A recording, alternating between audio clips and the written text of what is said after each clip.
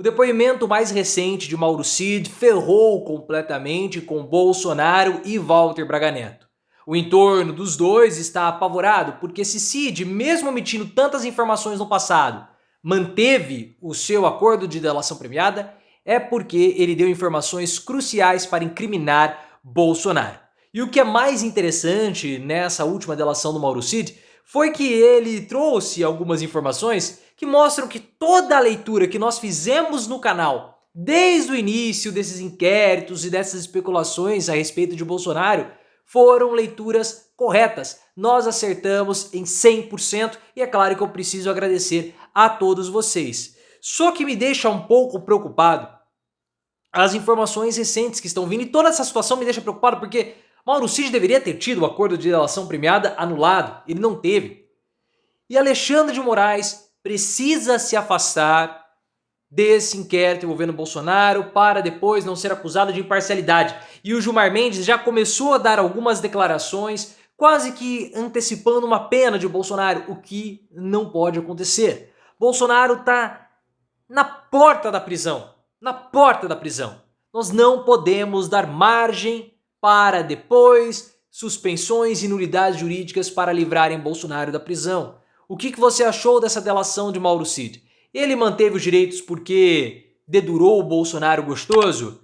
É para Bolsonaro ficar com receio? E toda essa situação envolvendo Moraes, Gilmar Mendes e o STF te preocupa? Deixa o like se você gostou de ver o Mauro Cid ferrando o Bolsonaro mais uma vez ou uma última vez e se inscreva no canal. O Mauro Cid ele prestou uma delação premiada, ou um depoimento, durante 3 horas na última quinta-feira.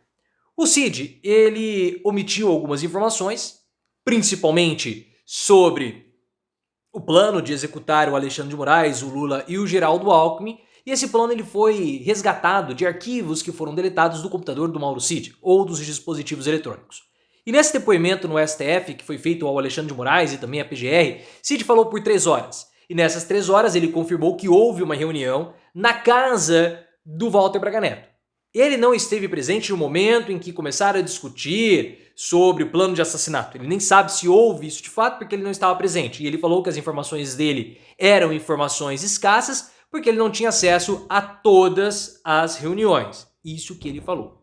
Ao ser questionado sobre o porquê havia o monitoramento do Alexandre de Moraes, Cid afirmou que isso era feito para ver se havia algum tipo de encontro ou um flagra de Alexandre de Moraes com integrantes da campanha de Lula em 2022, corroborando com aquilo que nós falamos no canal durante muito tempo, que o objetivo de Bolsonaro era encontrar alguma situação que pudesse falar que havia um beneficiamento, ou um benefício, um favorecimento do TSE a Lula e, portanto, ele seria um perseguido político.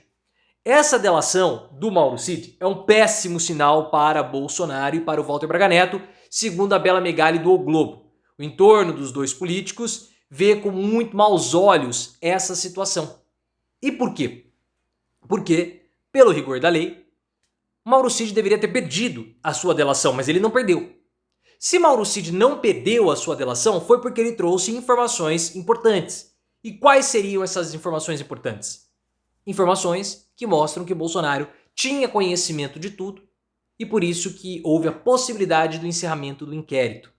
Mauro Cid, ele omitiu muitas coisas, só que a relação do Bolsonaro com o comando de toda essa estrutura aparentemente ainda não estava claro. E essa delação de Mauro Cid trouxe a luz para os investigadores ou para a investigação da Polícia Federal. Os aliados acreditam que os mais impactados pela delação de Mauro Cid serão Bolsonaro e também o Walter Braga Neto.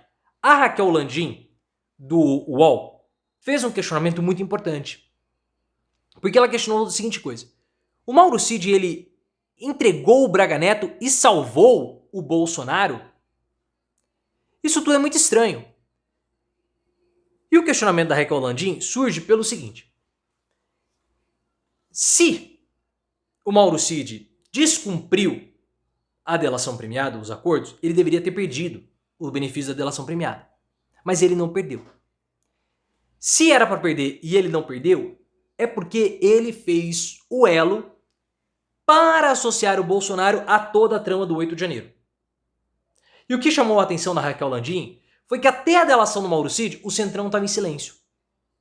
Foi só depois da divulgação da delação do Mauro Cid, ou a informação que ele havia deixado a sede do STF, que Tarcísio de Freitas, Rogério Marinho, que é o líder do governo Bolsonaro no Senado, e o senador Ciro Nogueira se manifestaram a respeito de Bolsonaro, se manifestaram a favor de Bolsonaro. Eles tiveram alguma informação privilegiada? Não sabemos. Mas o timing é de fato muito estranho. Agora, o que é mais interessante disso tudo é que essa iluminação fica melhor. Mas não só a iluminação fica melhor. O que o Mauro Cid falou sobre a tocaia para monitorar o Alexandre de Moraes casa completamente com todas as ações que Bolsonaro teve que eram ilegais contra o TSE nessa reta final, como nós falamos. Porque o Mauro Cid disse que o objetivo de flagrar o Alexandre de Moraes era com encontros indevidos com a campanha do Lula.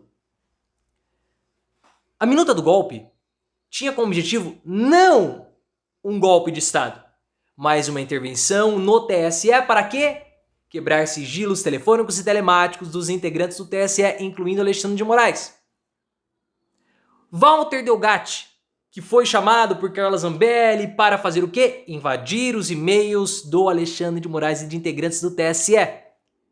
E aquela história maluca do Marcos Toval e do Daniel Silveira para gravar o Alexandre de Moraes com escutas da BIM tinha como objetivo obter informações do Alexandre de Moraes.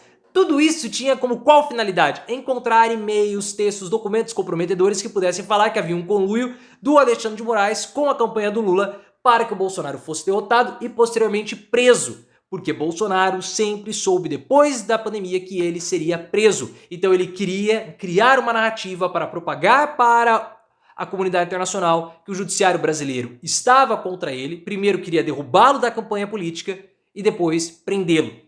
Por isso que ele fez a reunião com os embaixadores. E toda a história está desenhada. Muito claro tudo o que aconteceu. Agora, o que precisa ser definido, e ainda não foi, na minha opinião, é claro que nesse momento nem pode ser divulgado, são as provas mais robustas da relação de Bolsonaro com toda essa história. A gente sabe que Bolsonaro cometeu crime, já expliquei isso em vários vídeos, isso é indubitável. Mas o que está sendo utilizado para afirmar pela Polícia Federal que Bolsonaro sabia do plano de assassinato de Moraes, Lula e Alckmin foi uma fala do Mário Fernandes dizendo que o Bolsonaro havia aceitado o assessoramento deles. Até o momento, não foi divulgado o que seria esse assessoramento. Pode ser qualquer coisa. Pode ser qualquer coisa. Então é melhor a Polícia Federal, claro, com o avançar dos inquéritos, e assim eu espero, que haja uma prova irrefutável mostrando a relação de Bolsonaro com o plano para execução de Lula, Moraes e Alckmin.